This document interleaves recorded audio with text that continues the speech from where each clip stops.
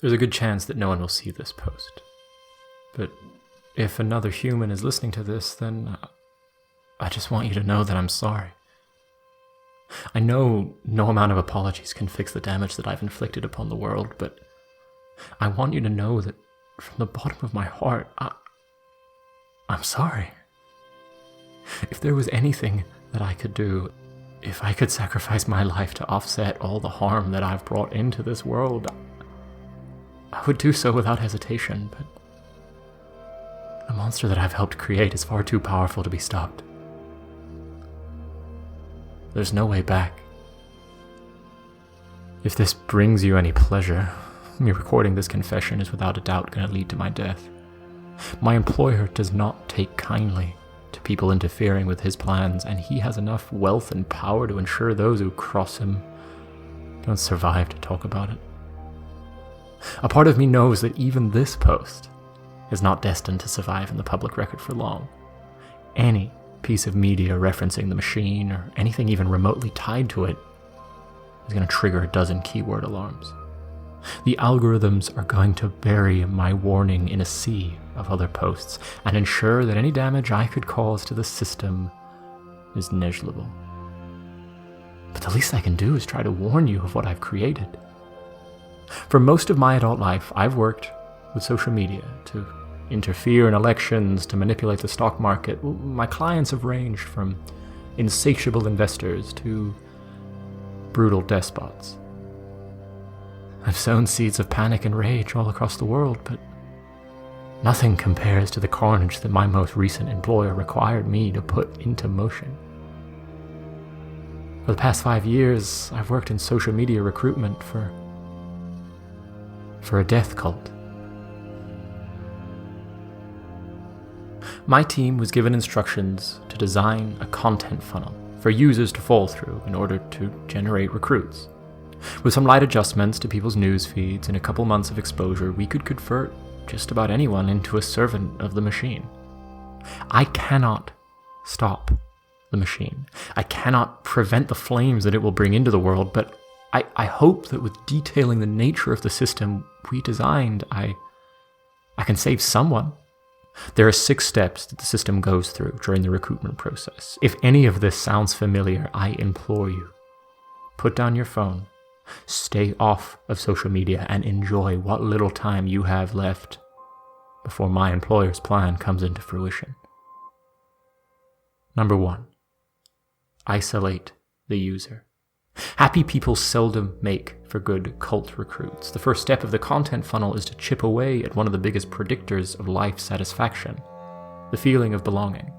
Making the user feel alienated was a 2-pronged approach, relying solely on the type of content that we would allow the user to see and the type of content which we would scrub from their social media presence.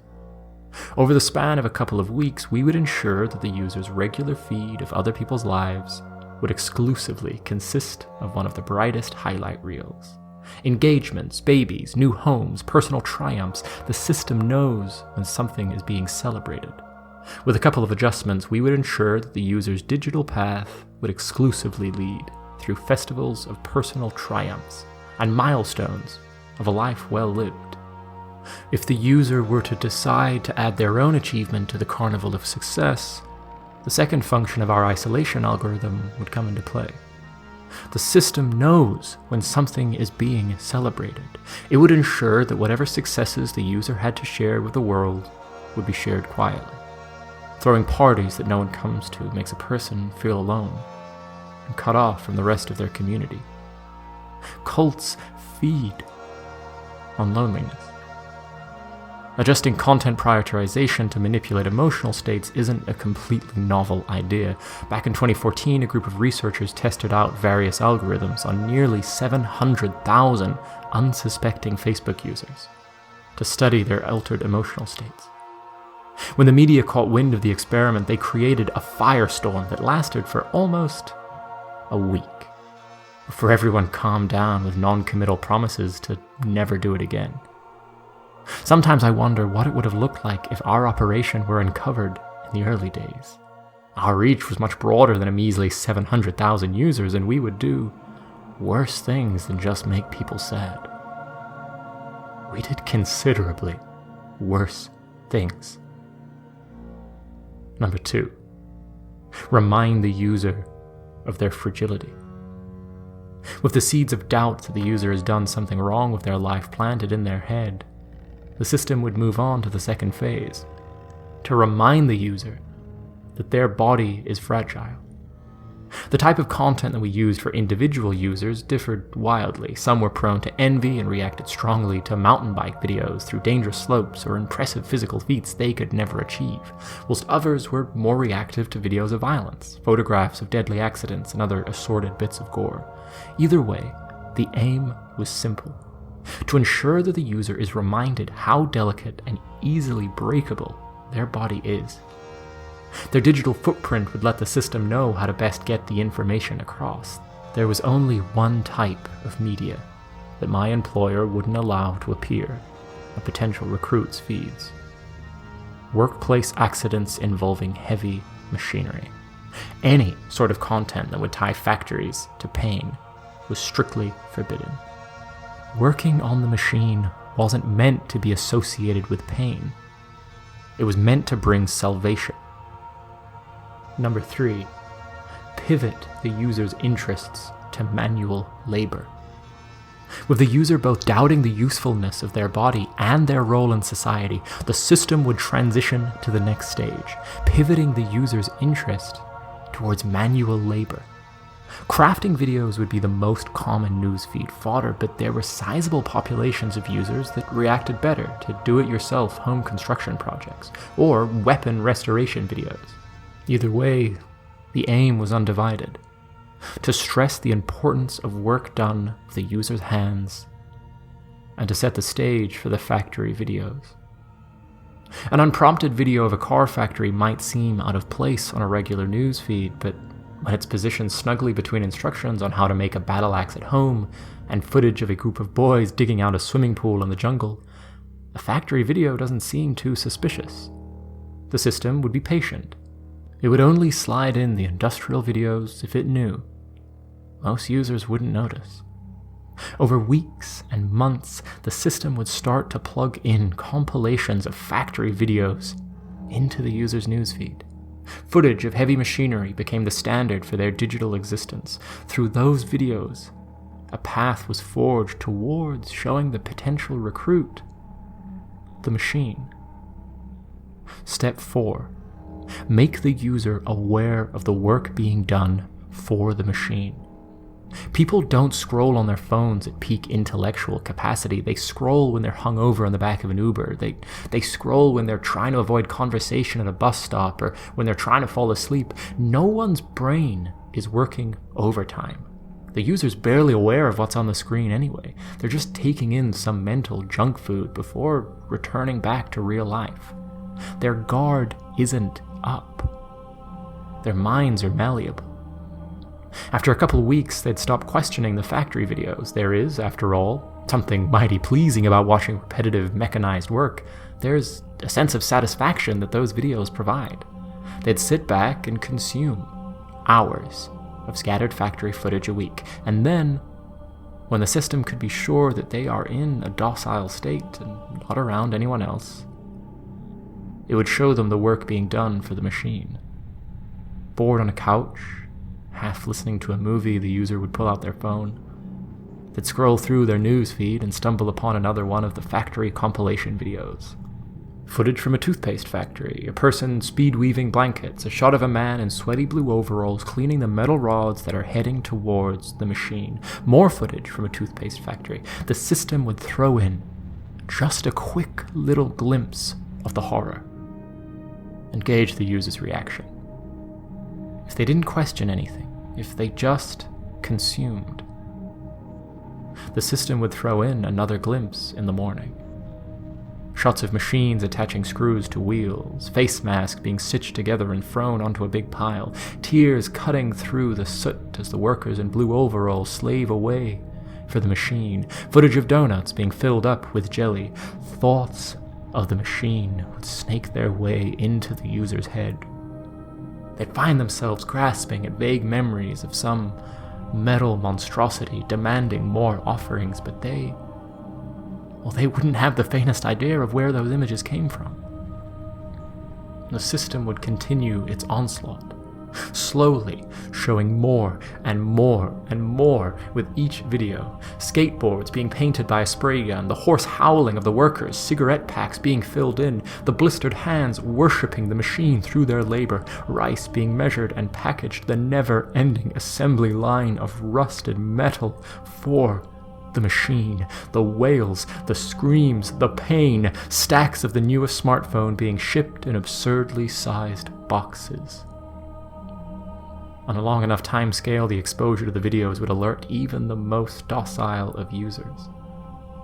By then, well, they were already within the grasp of my employer. It was only a matter of time before they would join the brutal labor done for the machine.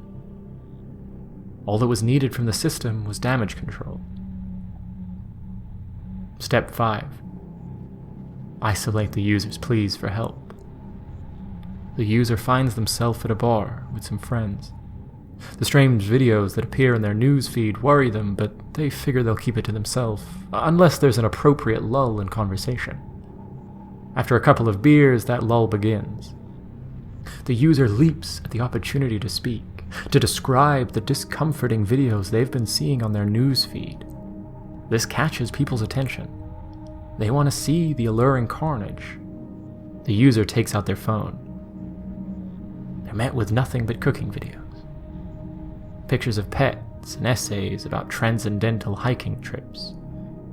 The user scrolls, telling everyone gathered that the videos have to be there somewhere, but the longer they make everyone wait, the bigger the final disappointment is. Regardless of how much the potential recruit insists the videos are real, no videos of the machine manifest. There's enough data about other phones floating through the air to let the system know when the user's not alone. A front-facing camera also helps. So let's say the user lets the issue of the machine go for the night. But when he goes back home, he finds that nothing has changed. The wails of the workers still ring through his dark bedroom. He can see glimpses of the machine beckoning him through the rest of his digital diet. So let's say the user reaches out to the internet in search of help. Let's say he posts a screenshot of one of the exhausted laborers working on the machine out into the sea of screens. Deprioritizing content was easier than deleting it. That way, the user's left with the impression that hundreds of people saw his plea for help and simply decided to ignore it.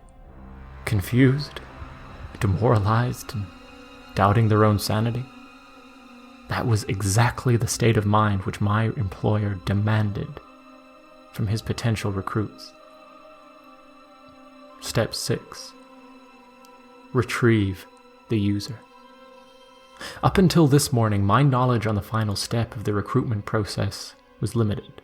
It was limited by design. My employer paid for a system that degraded the mental health of the masses, while also providing a specific set of subconscious stimuli. The final product was not in my team's purview. Our final order was to deliver a specific video to the user's feed and broadcast their current location to a retrieval team. Knowing the nature of the video was not a part of the job description, my employer forbade anyone on the team to look into the video files under threat of violence. We knew he wasn't joking. We knew what people like him are capable of. Nobody pushed the question further. We just did our jobs and collected our paychecks. There was no doubt in my heart that the system we designed was morally abhorrent. We were funneling broken people towards some secret cult after all, but it wasn't until yesterday that I realized the full extent of what my work for the machine meant. It was the end of the day. There was a vacation looming just a couple of hours away. I couldn't wait to get out of the office and not think about algorithms for at least a week. That's when I found the video. Through absent-mindedly clicked folders, I stumbled into a corner of the system that I was not meant to see. One moment I was drinking cold coffee and thinking about what I needed to pack for my flight, and then suddenly, none of it mattered. Staring into that screen, I knew that nothing else would ever matter again. Fires, by their very nature, are hypnotic. You sit back at the bonfire and watch the flames lick the night sky. You lose yourself in the flicker of a candle over dinner. There's just something in the raw energy of the flames that draws you in.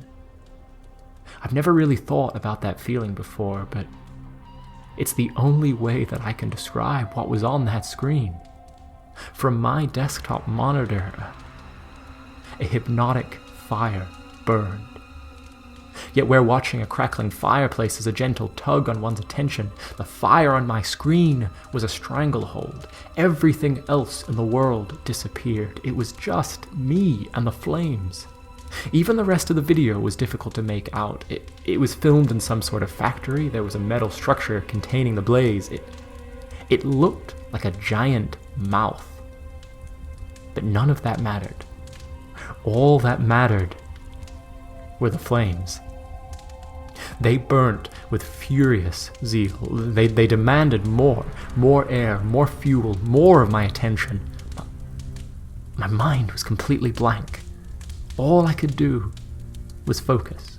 All I could do was look into the heart of the fire. It pulsated with energy, throbbing, growing bigger, growing wilder. The fire raged on and on. Its flames reached further and further, but deep in the center of the inferno, two blue specks of light flickered into existence. They were looking straight at me. As the fire continued to rage, those balls of light grew. I saw something in that fire, and it saw me. A barrage of foreign thoughts seared across my brain, stinging pain, like that of a migraine. But this migraine had words. Within those sharp stings, there was knowledge. There was a machine below the earth where I would find salvation. There was a machine below the earth, and it demanded my presence. It demanded my hands and my tears and my work, and one day it would burn the world. One day it would burn the world, and the God that dwells within the fire would purify my soul. Suddenly reality was back. I was alone in my office. My fist had knocked the monitor off the table. Where there was once a fire, there was just a broken screen, struggling between darkness and a stream of white pixels. My head, it still throbbed with the thoughts that those blue balls of light forced into my mind, but as I started to piece things together, another source of discomfort took my attention. Something was festering in the pit of my stomach. I had helped build a system that prepared people for that video. Even unprompted, the images on that screen nearly broke me. The damage that it would do to someone who was conditioned for months to take in the message that those blue eyes carried sent the cold coffee tumbling out of my stomach into the wastebasket.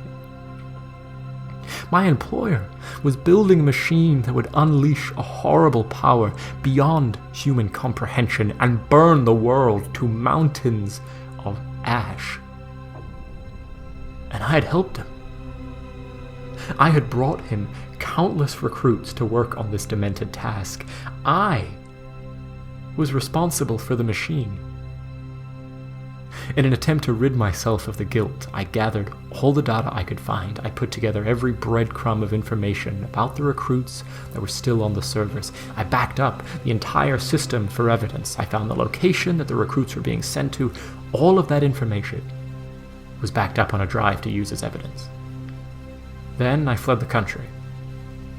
I thought I could help.